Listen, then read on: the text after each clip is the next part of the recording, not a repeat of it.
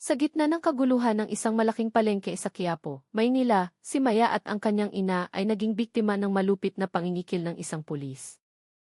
Ang kanilang kariton ay itinumba, ang katawan ni Maya ay binuhusan ng maruming tubig, at ang kanilang dignidad ay niyurakan.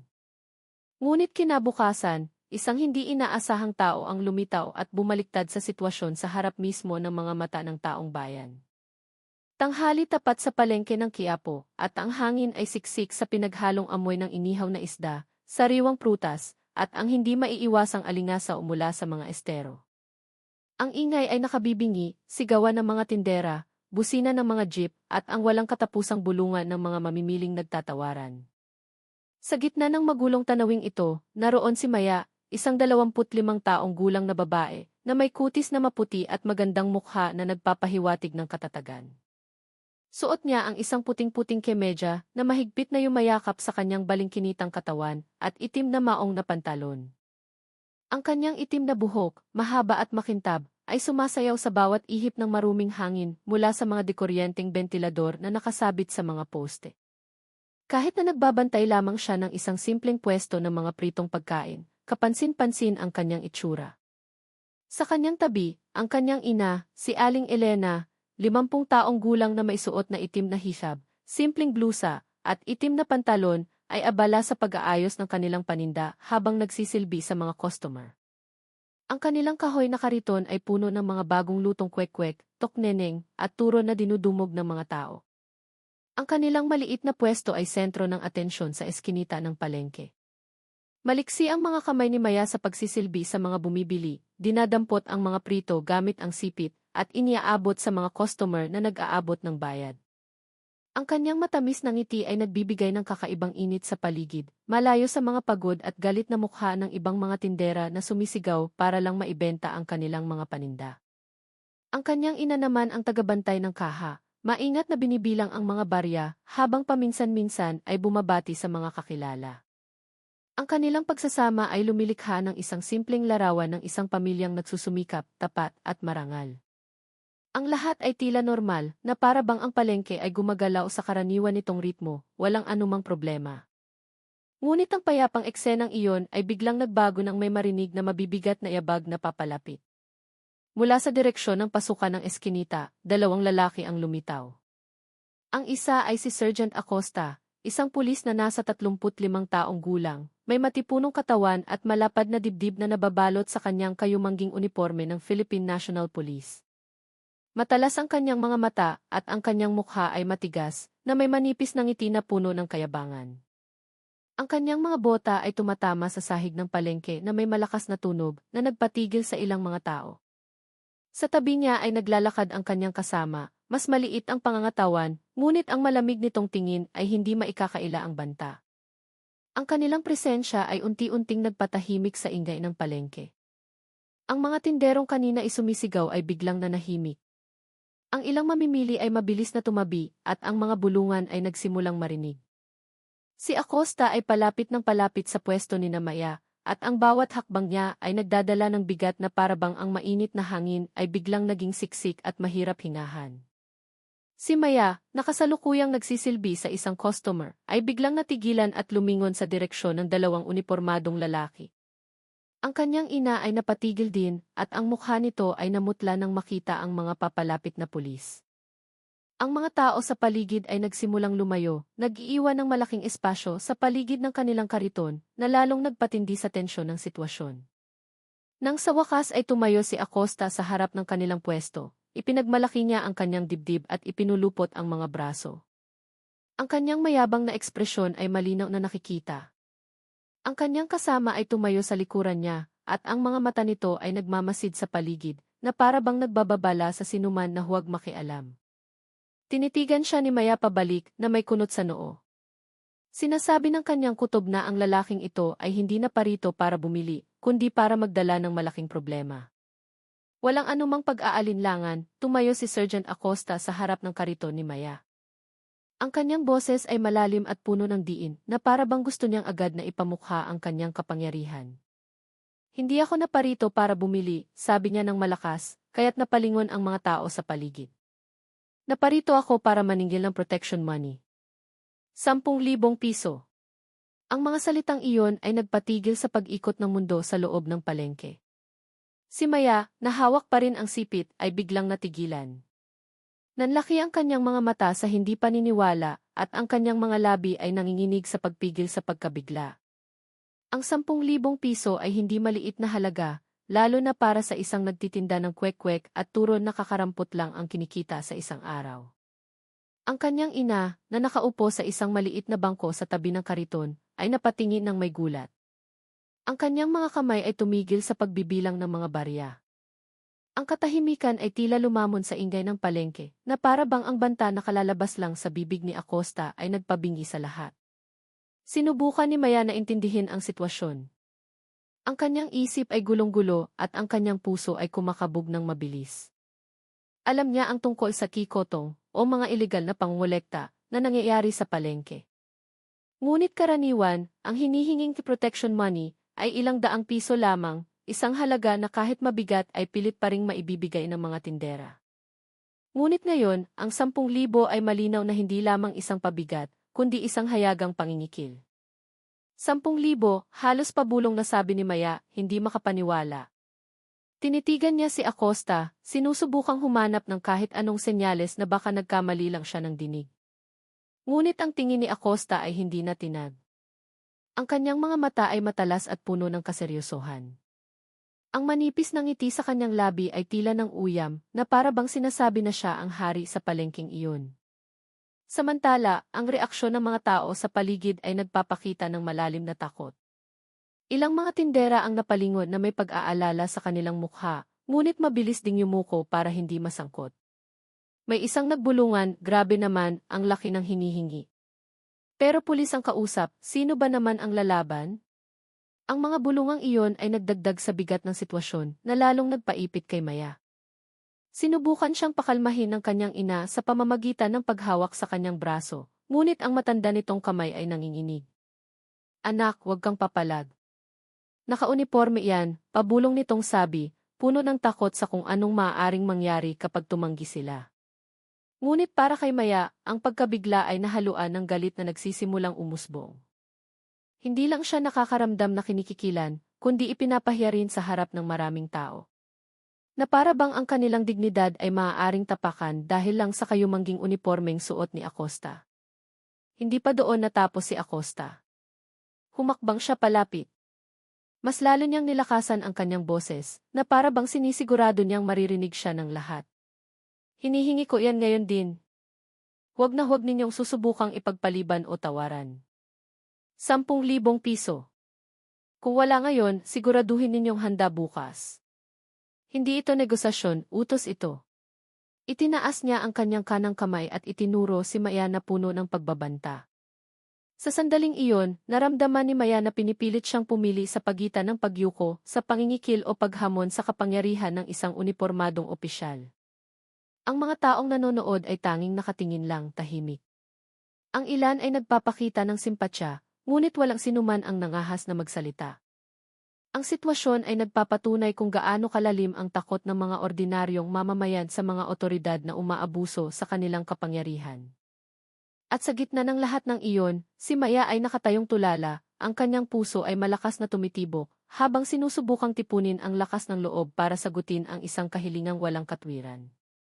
Nang marinig ang pagkabigla sa boses ni Maya, bahagyang tumawa si Acosta na maihalong pangmamaliit. Ipinulupot niya ang kanyang mga braso sa dibdib. Ang kanyang tingin ay lumibot sa mga taong nagsisimula ng mag-usisa. Sa isang kampanting tono, sinabi niya, nagulat ka, no? 2 buwan akong hindi nagpakita. Hindi ibig sabihin noon, libre na. Ngayon, babawin ko lahat. Kaya't ang 10,000 ay tama lang. Ang kanyang mga salita ay nagpakulo sa dugo ni Maya. Ramdam na ramdam niya kung paanong ang bawat salita ay binitiwan ng maisadyang pang-aasar, na para bang gusto niyang ipamukha na ang palengking ito ay kanyang teritoryo. Ilang mga tindera na nakarinig sa paliwanag ni Acosta ay nagkatinginan. Ang ilan ay napabuntong hininga sa kawalan ng pag-asa, habang ang iba ay yumuko sa takot. Alam nilang ang ganitong klase ng lohika ay walang katuturan. Ngunit sino ang mangangahas na hamunin ang isang pulis na nakauniporme? Mahigpit na hinawakan ni Maya ang sipit sa kanyang kamay. Nanginginig ito sa pigil na emosyon. Para sa kanya, ang dahilan na ibinigay ni Acosta ay lalo lang nagpatunay sa kasakiman at kayabangan nito. Sa nakalipas na 2 buwan, naging mas payapa ang palengke. Walang tikotong, walang banta. Nakakapagtinda ang mga tao ng may kapanatagan. Ngayon, ang lahat ng katahimikang iyon ay winasak sa isang pangungusap lamang. Tinitigan ni Maya si Acosta, ang kanyang mga mata ay nag-aapoy sa galit at sinabi ng malakas, hindi yan makatarungan. Naging payapa ang buhay namin dito dahil hindi kayo nagpakita. Kung ngayon ay babawiin ninyo ng ganyan-ganyan lang, malinaw na pangingikil yan. Hindi kami baka na pwede ninyong gatasan kahit kailan ninyo gusto. Ang kanyang boses ay umalingaw-ngaw na ikinagulat ng mga taong kanina patahimik.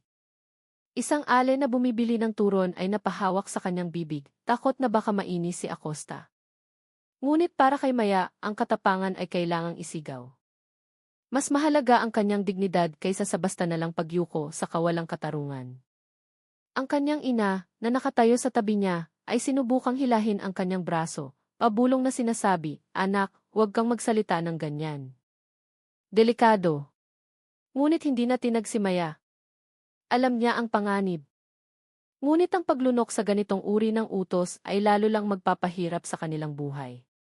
Ang mukha ni Acosta ay nagbago. Ang kanyang kampanting ngiti ay napalitan ng kunot ng galit. Halatang hindi niya inaasahan na isang babaeng tindera ang mangangahas na tumanggi ng may malakas na boses. Ang kanyang kasama, na nakatayo sa likuran, ay humakbang din palapit. Matalas ang tingin nito, handang magbigay ng karagdagang diin. Ang mga nanonood ay lalong naipit sa isang dilema. Mayroong humanga sa katapangan ni Maya, ngunit mas marami ang natatakot na baka sumabog ang sitwasyon.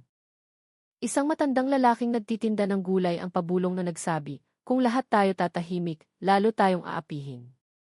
Pero kung may isang lalaban, siguradong siya ang babalikan. Ang mga salitang iyon ay naglalarawan sa damdamin ng lahat ng mga tinderang sanay ng mamuhay sa ilalim ng anino ng pangingikil. Umungol si Acosta at tumaas ang kanyang boses. Ang lakas ng loob mong tumanggi sa utos ko. Sa tingin mo palamuti lang itong uniforme ko. Sa tingin mo malaya ka sa mga patakaran ko sa palengking ito. Humakbang siya palapit, ilang pulgada na lang ang layo sa mukha ni Maya. Ngunit si Maya ay nanatiling nakatayo ng tuwid. Kahit na bahagyang nanginginig ang kanyang katawan, tinitigan niya ito pabalik ng walang takot. Hindi ako magbabayad. Hindi yan patakaran, pangingikil yan. Kung gusto mo ng pera, magtrabaho ka ng tama. Huwag mong apihin ang mga maliliit na tao. Ang mga salitang iyon ay parang latigo na humampas sa amor proprio ni Acosta. Namula ang kanyang mukha at ang mga ugat sa kanyang liig ay lumitaw. Ramdam ng lahat na isang malaking komprontasyon ang kasisimula pa lamang. Sa gitna ng palengke sa tanghaling iyon, ang katapangan ng isang dalaga na direktang hinamon ang isang nakaunipormeng opisyal ay lumikha ng isang sandali na maaalala ng lahat ng mga saksing naroroon. Ang mga salita ng pagtanggi na lumabas sa bibig ni Maya ay parang apoy na nagsindi sa galit sa dibdib ni Acosta. Ang kanyang mukha ay namula, ang kanyang mga mata ay nanlaki sa galit. Ang mga ugat sa kanyang liig ay nagsipag-igtingan at nang walang pag-aalinlangan, agad niyang itinaas ang kanyang paa. Sa isang malakas na sipa, tinamaan niya ang kariton ng mga prito ni Maya at ng kanyang ina.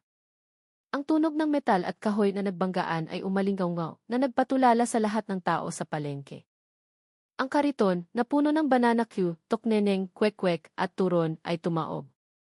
Lahat ng mga paninda ay bumagsak at nagkalat sa maruming sahig na maihalong alikabok at mga nabubulok na gulay. Ang mabangong amoy ng bagong lutong pagkain ay napalitan ng amoy ng lansa na may kasamang amoy ng putik ng palengke. Ang ina ni Maya ay sumigaw sa pagkasindak, sinubukang pigilan ang kariton, ngunit huli na ang lahat. Ang kanilang paninda, na inihanda nila mula pa madaling araw, ay nawasak sa isang iglap dahil lamang sa galit ng isang pulis. Ang mga taong nakasaksi sa pangyayari ay napahinto sa paghinga. Ilang mga ale na may dalang mga bayong ay napasigaw ng mahina, habang ang ibang mga tindera ay natulala lamang, hindi nangahas na gumawa ng kahit ano. Ang dating maingay na palengke ay biglang nabalot ng katahimikan. Maging ang mga batang kanina inagtatakbuhan ay napatigil, nakatingin sa nakakatakot na kaguluhan. Ang nakatumbang kariton ay lumikha ng isang malungkot na tanawin. Si Maya, na may maputlang mukha ngunit nag-aapoy na mga mata, ay tiningnan ang kanyang nagkalat na paninda. Bawat piraso ng pagkaing nahulog sa lupa ay parang piraso ng kanyang dignidad na nyurakan. Naramdaman niyang naninikip ang kanyang dibdib, ngunit ang kanyang galit ay lalo pang lumakas.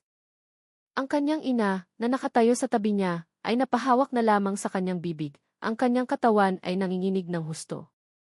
Nagsimulang tumulo ang kanyang mga luha, hindi lang dahil sa nawalang paninda, kundi dahil sa kahihiyang inabot nila sa harap ng maraming tao. Ngunit ang pinakamasakit ay hindi ang karahasan mismo, kundi ang reaksyon ng mga nanonood na piniling manahimik. Walang isa man lang ang nangahas na lumapit. Walang nag-abot ng tulong. Sila ay nagbulungan lamang, yumuko, o nagpanggap na walang nakita. Ang ilan pa nga ay maihalong pang-aalipusta na nagkomento ng mahina, ayan kasi, ayaw sumunod sa pulis. Yan ang napala. Ang mga salitang iyon ay malinaw na narinig ni Maya na nagdagdag ng sakit sa kanyang kalooban.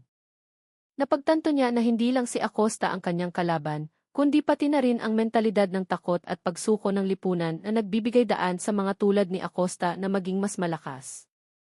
Ang sakit na nasirang paninda ay kaya pa niyang tiisin, ngunit ang kahihiyan na nasaksihan ng maraming tao na walang pakialam ang siyang lalong nagpasiklab sa kanyang damdamin. Ang sitwasyong iyon ay lumikha ng isang tunay na larawan kung gaano kawalang lugar ang maliliit na tao kapag kaharap ang mga otoridad na umaabuso sa kanilang kapangyarihan. Si Acosta ay tumayo ng tuwid, humihingal, ngunit may manipis na ngiti ng tagumpay sa kanyang mukha. Naramdaman niyang naipakita niya kung sino ang may kapangyarihan sa palengking iyon. Itinuro niya si Maya. At sinabi niya sa isang magaspang na tono, leksin yan sa paglaban sa akin. Sa susunod, mag-isip ka muna bago ka magsalita. Ang kanyang boses ay umalingaw-ngao sa gitna ng katahimikan na nagpapatunay sa kanyang dominasyon at kayabangan. Tinitigan siya ni Maya pabalik na mailuhang namumuo sa kanyang mga mata. Hindi dahil sa takot, kundi dahil sa galit. Kahit nawasak ang kanyang paninda, ang kanyang kalooban ay hindi gumuho. Alam niya na ang kanyang pananahimik ay lalo lang magpapalakas ng loob ni Acosta. Ang sandaling iyon ay naging isang mahalagang punto. Niyurakan ang kanyang dignidad, ngunit ang kanyang katapangan ay lalong tumibay. Sa harap ng maraming saksi, ang laban sa pagitan ng katapangan ng isang ordinaryong babae at ng kalupitan ng isang kurakot na opisyal ay nagsimula na at ang palengke ng Quiapo ang naging entablado nito. Ang kaguluhang nilikha ni Acosta ay nagpatigil sa dating maingay na palengke. Lahat ng tao sa paligid ng pwesto ni Maya ay nakatingin, nanlalaki ang mga mata, at tikom ang mga bibig, na para bang ang takot ay lumamon sa kanilang mga boses. Ang mga tinderang karaniwang malakas mag-alok ng kanilang paninda ay biglang napipi. Habang ang mga mamimili na nasa harap ng pwesto ni Maya ay dahan-dahang umatras. Ang kanilang mga mukha ay maputla, at ang kanilang mga mata ay puno ng pag-aalala. Ngunit ang mas masakit, sa halip na may lumapit para tumulong, ang ilan ay nagsimulang magbulungan, sinisisi si Maya sa pagiging matapang laban sa pulis. Kaya naman pala, matigas ang ulo ng babaeng yan. Kung pulis ang humihingi, ibigay mo na lang para walang gulo, sabi ng isang ale sa isang mapanghamak na tono. Ang mga salitang iyon ay malinaw na narinig ni Maya, parang isang patalim na tumusok sa kanyang dignidad, mas malalim pa kaysa sa sipang nagpatumba sa kanyang kariton. Ang mga bulungan ay mabilis na kumalat na parang apoy sa tuyong dayami. May mga tumango bilang pagsang-ayon, habang ang iba ay yumuko na lang na para bang sumasang-ayon din. Ang paligid ay napuno ng takot na maihalong kaduwagan. Sila na dapat ay nakakaramdam din ng parehong paghihirap ay piniling umiwas. Ang kawalan ng tapang ay tila nakatanim na sa kanilang mga buto, na nagmula sa takot sa kapangyarihan ng uniforme. Kung sumunod lang sana siya, hindi sana nagkalat ang paninda niya, bulong ng isang lalaking nagtitinda ng gulay na may pait sa boses. Dahil sa mga salitang iyon, lalong napagtanto ni Maya na ang kanyang kalaban ay hindi lamang si Acosta, kundi pati na rin ang mentalidad ng pagsuko ng mga taong sanay ng mabuhay sa ilalim ng panunupil. Tumayo siya ng tuwid, kahit nanginginig ang kanyang katawan, at tiningnan ang paligid na may mga matang puno ng pagkadismaya. Ang kanyang ina, na umiiyak pa rin, ay sinubukang pulutin ang mga natirang prito mula sa lupa, ngunit nanginginig ang kanyang mga kamay. Ang kanyang mga luha ay tumulo sa basang sahig ng palengke, na naging simbolo kung gaano sila kaaba at kahina sa mata ng mga nanonood. Yumuko si Maya para tulungan ang kanyang ina. Habang ang mga tao ay nakatingin lamang, walang ginagawa. Ang ilan pa nga ay nagpakita ng kasiyahan, na para bang ang kasawi ang sinapit ni Maya ay isang magandang panoorin. Ang sitwasyong iyon ay nagdagdag ng sakit na nagparamdam kay Maya ng pag-iisa sa gitna ng karamihan. Alam niya na kung susuko siya ngayon, bukas o sa makalawa ay ibang tindera naman ang makakaranas ng parehong bagay. Ngunit ang nakapagtataka, pinili pa rin nilang manahimik, hinahayaan siyang maging biktima para sila ay makaligtas, kahit pansamantala lang. Ito ang tunay na mukha ng kaduwagan na nababalot ng takot. Handa nilang hayaang bumagsak ang isang tao para sa ilusyon ng kanilang sariling kapayapaan. Nakita ni Acosta ang lahat ng ito ng may kasiyahan. Tumayo siya ng tuwid, ipinagmamalaki ang kanyang dibdib, habang tinitingnan sina Maya at ang kanyang ina na abala sa pagpulot ng mga natirang paninda mula sa lupa. Ang katahimikan ng mga tao ay patunay ng kanyang tagumpay.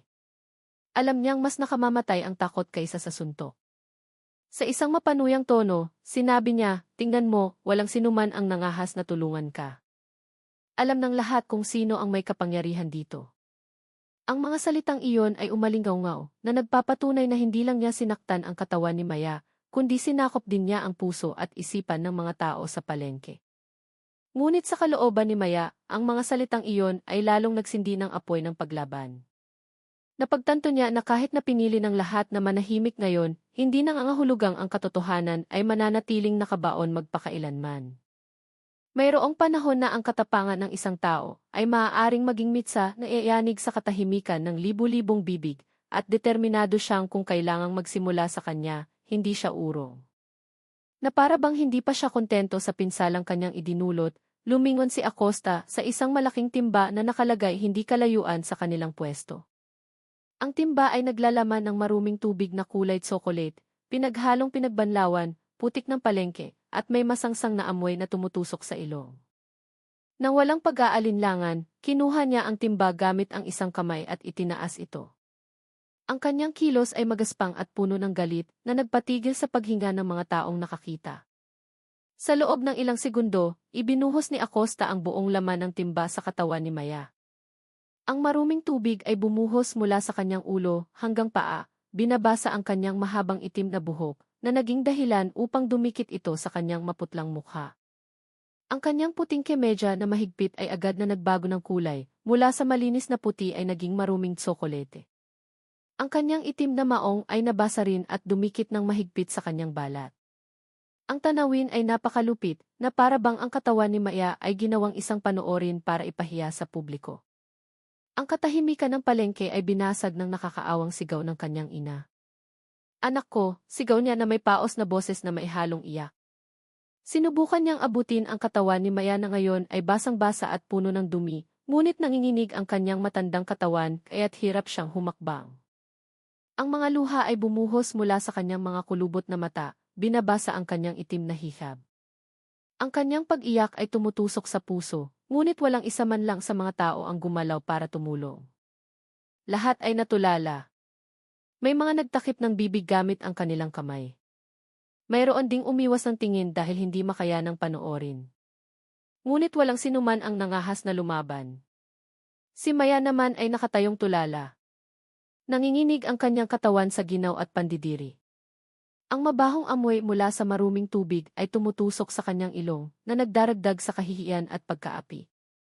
Ngunit kahit na nanghihina ang kanyang katawan, ang kanyang mga mata ay nanatiling nag-aapoy, nakatitig kay Acosta na may malalim na puot.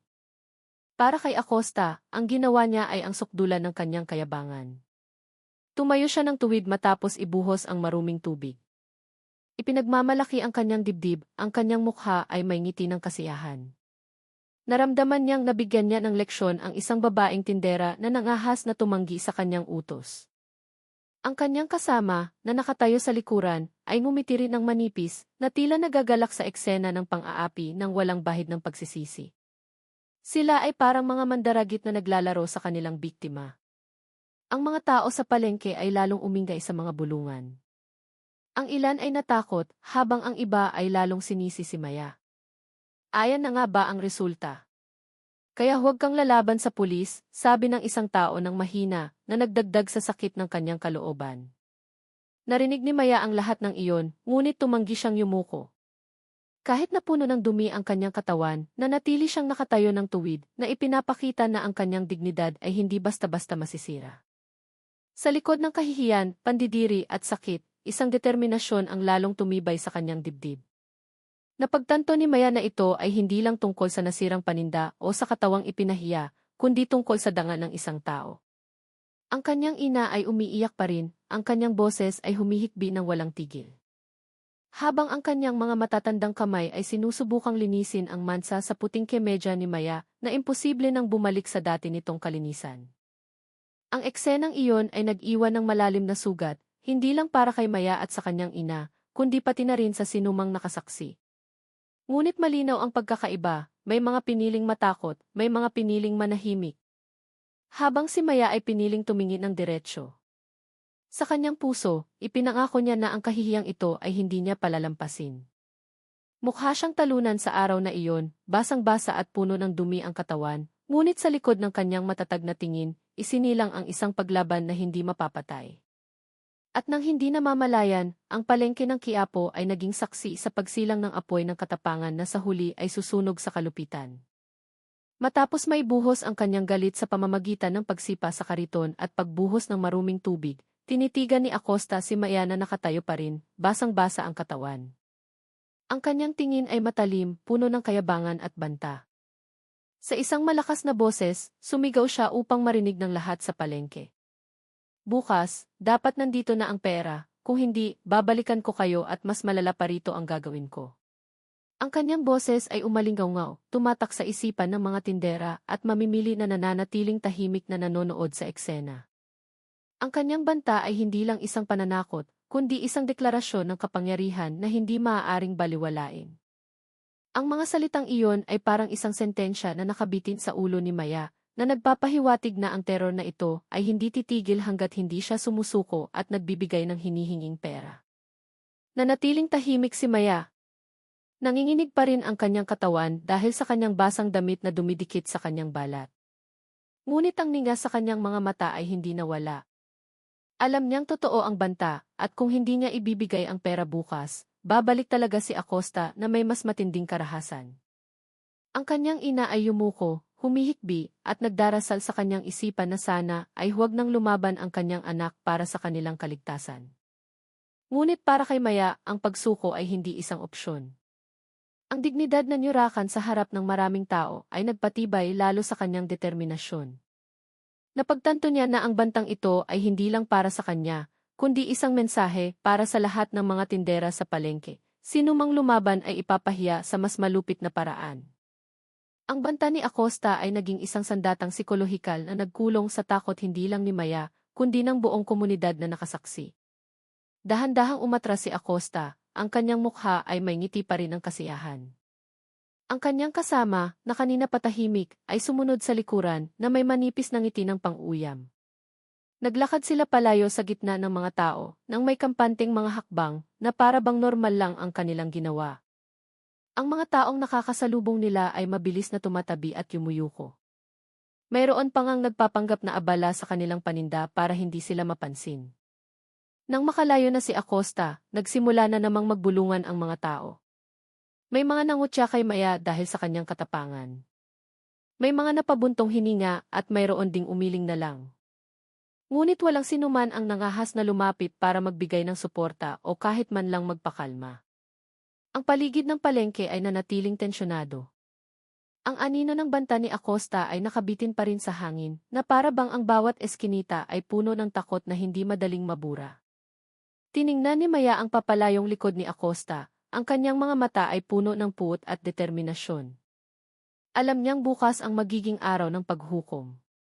Susuko ba siya at ibibigay ang 10,000 piso na wala naman siya, o tatayo siyang muli kahit na mas mabigat pa ang kapalit kaysa sa araw na ito? Hinawakan siya ng kanyang ina ng mahigpit, umaasang mapipigilan ang kanyang balak na lumaban. Ngunit sa kaibuturan ng kanyang puso, nakapagdesisyon na si Maya. Ang banta ni Acosta ay hindi siya mapapaatras, bagkus ay lalo pang nagpatibay sa kanyang paniniwala na mayroon siyang dapat gawin para matigil ang kalupitang ito. Ang palengke ng Quiapo sa araw na iyon ay hindi lang naging saksi sa pang-aapi ng isang opisyal sa maliliit na tao, kundi naging simula rin ng isang paglaban. At alam ni Maya na bukas, hindi lang ito tungkol sa pera, kundi tungkol sa dignidad at katarungan na dapat ipaglaban. Kinabukasan, ang palengke ng Quiapo ay tila bumalik sa dati nitong itsura. Ang ingay ng mga tindera at mamimili ay muling pumuno sa mga makikitid na eskinita, na para bang ang insidente kahapon ay isang masamang panaginip lamang. Ngunit para kay Maya, ang araw na iyon ay araw ng paghukom na may mas matinding banta. Ngunit nakapagdesisyon na siya, walang 10,000 piso ang ibibigay. Pinili niyang tumayo ng tuwid kahit na puno ng panganib. Ang kanyang suot ay malinis at maayos, ngunit ang peklat sa kanyang kalooban mula sa kahihiyan kahapon ay malinaw pa ring nararamdaman. Ang kanyang buhok ay muling nakalugay at ang kanyang mukha ay mas matatag. Sa kanyang tabi, ang kanyang ina ay nakaupo na may malungkot na mukha. Namumugto ang kanyang mga mata dahil sa magdamag na pag-iyak sa pag-aalala sa kalagayan ng kanyang anak. Ngunit sa likod ng kanilang pagkabalisa, mayroong isang bagay na naiiba. Hindi na nag-iisa si Maya. Mula pa madaling araw, bago pa man sumikat ang araw, isang matipunong lalaki na may malaking katawan ang nasa paligid na ng palengke. Siya si General Reyes, tiyuhin ni Maya na nasa 40 taong gulang. Isang general ng Armed Forces of the Philippines. Ang kanyang itsura ay simple, nakasuot lamang ng itim na t-shirt na nagpapatingkad sa kanyang mga maskuladong braso, na ipinare sa pantalong camouflage ng militar at matibay na itim na sapatos. Kahit na walang opisyal na uniforme, hindi maitatago ang kanyang otoridad. Matalas ang kanyang mga mata, puno ng pag-iingat, na nagpapahiwatig ng kanyang malawak na karanasan sa larangan ng digmaan.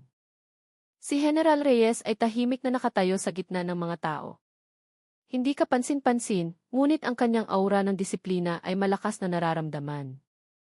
Sadyang dumating siya ng walang pasabi, nagmamasid ng tahimik mula sa malayo. Mula pa sa simula, alam niyang si Acosta ay hindi lang isang ordinaryong siga, kundi isang opisyal na umaabuso sa kanyang uniforme.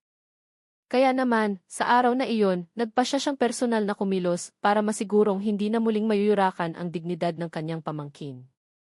Si Maya, habang nagsisilbi sa mga customer, ay paminsan-minsang sumusulyap sa mga tao para masigurong nandoon pa rin ang kanyang tiyuhin. Mayroong pakiramdam ng kapanatagan kahit hindi niya ito sinasabi. Alam niyang ang presensya ni General Reyes ay ang pader na magpoprotekta sa kanya. Ang kanyang ina ay nagtanong ng mahina, nanginginig ang boses, "Anak, sigurado ka bang hindi mo inihanda ang pera? Paano kung bumalik talaga siya?" Sumagot si Maya ng may determinasyon kahit na mahina ang boses. "Hindi tayo magbabayad, Nay. Sa pagkakataong ito, hindi tayo nag-iisa." Dahil sa mga salitang iyon, natahimik ang kanyang ina, at tiningnan ang kanyang anak na may halong pag-aalala at paghanga. Alam niyang ang katapangan ni Maya ay namana mula sa kanilang angkan, isang angkan na hindi kailanman yumuko sa pang-aapi. Samantala, si General Reyes ay nagmamasid mula sa malayo, pinag-aaralan ang bawat galaw ng mga tao sa palengke. Bawat segundo ay puno ng tensyon dahil alam ng lahat na anumang oras ay maaaring lumitaw si Acosta. Habang tumataas ang araw, papalapit na rin ang kinatatakutang sandali. Ang mga tinderang nakasaksi sa insidente kahapon ay nagsimulang magbulungan. Ang ilan ay nag-uusisa kung ibibigay ba ni Maya ang pera o lalaban muli. Ngunit walang nakakaalam na sa araw na iyon, mayroong isang malaking puwersa na handang magprotekta sa kanya. Si General Reyes, na may matipunong katawan, ay nakatayo pa rin sa gitna ng mga tao, naghihintay ng tamang oras. Ayaw niyang magpadalos-dalos. Ngunit sa sandaling lumitaw si Acosta na may kayabangan, handa na siyang kumilos. Para kay General Reyes, hindi lang ito tungkol sa pagtatanggol sa isang pamangkin, kundi tungkol din sa pagpapatupad ng dignidad ng kanilang pamilya at pagbibigay ng leksyon sa sinumang mga ngahas na abusuhin ang uniforme ng Estado para mang-api ng maliliit na tao. Ang palengke ng Quiapo, na kahapon ay naging entablado ng kahihiyan, ay naghahanda na ngayong maging arena ng laban para sa katarungan at lahat ng tao ay magiging saksi. Tanghali na at ang aninong kinatatakutan ay sa wakas ay nagpakita. Mula sa dulo ng eskinita ng palengke, maririnig ang mabibigat na yabag na papalapit. Ang mga taong namimili ay otomatikong tumabi. Ang eskinita na dati isiksikan ay biglang nagbigay daan. Si Acosta, na may maayos pa ring uniforme ng pulis, ay naglakad na puno ng peking otoridad. Ang kanyang mukha ay matigas, ang kanyang baba ay nakataas, na nagpapakita ng hindi matatawarang kayabangan. Sa likuran niya, ang kanyang kasama ay sumusunod na may malamig na tingin na para bang handang suportahan ang anumang marahas na kilos na gagawin. Ang mga tao ay biglang umingay sa mga bulungan, aya na siya, bumalik na. Siguradong pupuntahan niya ulit si Maya. Ang dating maingay na palengke ay biglang humina, napalitan ng tensyon na ramdam ng lahat. Ang lahat ng mga mata ay nakatuon sa isang direksyon, ang pwesto ni Maya. Sa isang malakas at puno ng diin na boses, agad na nagsalita si Acosta pagdating niya sa harap ni Maya. Nasaan na ang pera? 10,000. Binigyan na kita ng isang gabi. Huwag mo akong paglalaruan. Ang kanyang boses ay umalingaw na nagpatigil sa isang ale na bumibili ng gulay sa tabi at napaatras ng ilang hakbang. Si Maya ay tumayo ng tuwid sa likod ng kanyang kariton. Ang kanyang mukha ay kalmado, kahit na malinaw na makikita ang tensyon sa kanyang mga mata. Ramdam pa rin niya ang pagod dahil halos hindi siya nakatulog kagabi sa pag-iisip kung paano haharapin ang bantang ito. Ngunit ang katapangan na itinago niya sa kanyang puso ay mas malakas kaysa sa takot. Alam niyang pinapanood siya ng kanyang tiyuhin mula sa malayo, ngunit hindi siya maaaring magtago sa likod ng proteksyon ng iba. Kailangan niyang ipakita na siya mismo ay matapang na tumatanggi sa pangingikil na ito. Kahit na ang banta ni Acosta ay napakatotoo, hindi niya hinayaang magmukha siyang takot. Ang mga tao ay lalong dumami. Nakatayo sila paikot na bumubuo ng isang hindi opisyal na linya na nanonood sa dramang nagaganap. Ang ilan ay nagpakita ng awa, ngunit mayroon pa ring mga mapanuyang boses na nagsisindi ng apoy ng takot. Ibigay mo na lang, huwag ka nang gumawa ng mas malaking gulo, bulong ng isang lalaki sa katabing tindera.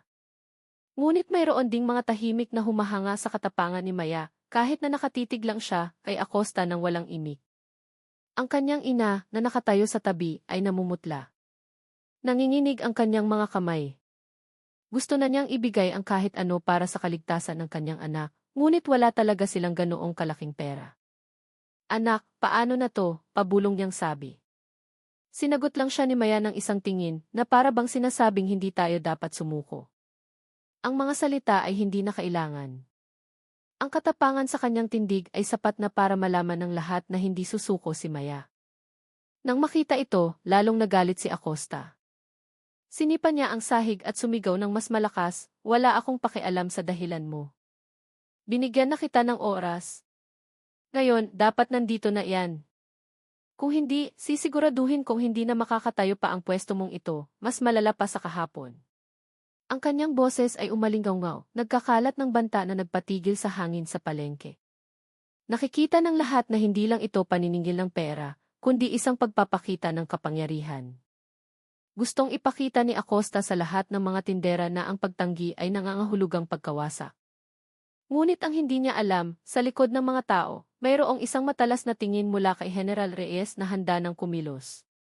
Sa sandaling iyon, ang palengke ng Quiapo ay hindi lang nanonood sa laban ng isang tindera, laban sa isang kurakot na opisyal, kundi naghihintay din sa sandali kung saan ang tunay na katatagan ay lilitaw, at sa sandaling iyon, ang hindi natitinag na tingin ni Maya ay naging isang maliit na simbolo ng paglaban na malapit ng sumabog.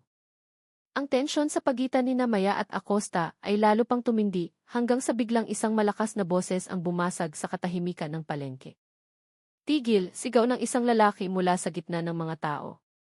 Lahat ng ulo ay sabay-sabay na lumingon, at mula sa likod ng mga mamamayan ay lumitaw ang isang matipunong lalaki na may malaking katawan na agad na umagaw ng atensyon. Siya si General Reyes, ang tiyuhin ni Maya, isang general ng militar na nasa 40 taong gulang. Suot ang kanyang itim na t-shirt na mahigpit na yumayakap sa kanyang maskuladong katawan at pantalong camouflage. Naglakad siya ng may determinasyon patungo kay Acosta. Matalas ang kanyang mga mata, puno ng otoridad ng isang militar na hindi maikakaila. Bawat hakbang niya ay nagpaatras sa mga tao, na para bang mayroong isang hindi nakikitang puwersa na nagtutulak sa lahat na magbigay daan. Ang ingay ng palengke ay biglang nawala. Maging ang paghinga ng mga tao ay tila napigil. Tumayo si General Reyes sa harap mismo ni Acosta, tinitigan ito ng isang matalim na tingin na nagpatigas sa unipormadong pulis. Sa isang malakas at puno ng galit na boses, sinigawan siya ni General Reyes. Anong ginagawa mo, ha? Sa tingin mo, yung uniforme mo ay lisensya para mang-api ng mga sibilyan? Ang kanyang boses ay umalingaw-ngaw na nagpayanig sa pandinig ng sinumang nakarinig. Si Acosta, na kanina'y matapang sa kanyang mga banta, ay biglang nanliit. Namutla ang kanyang mukha, nanginginig ang kanyang mga labi, at sa unang pagkakataon, hindi siya makasagot. Ang kanyang kasama, na nakatayo sa likuran, ay yumuko, hindi nangahas na tumingin. Masyadong malakas ang tingin ni General Reyes. Ang kanyang aura bilang isang militar ay nagpabagsak sa tapang ng sinuman sa kanyang harapan. Tiningnan ni Maya ang kanyang tiyuhin na may luhang namumuo sa kanyang mga mata, isang halo ng ginhawa at paghanga. Matapos ang ilang araw na pagkapahiya, sa wakas ay mayroong isang taong nangahas na tumayo para sa kanya.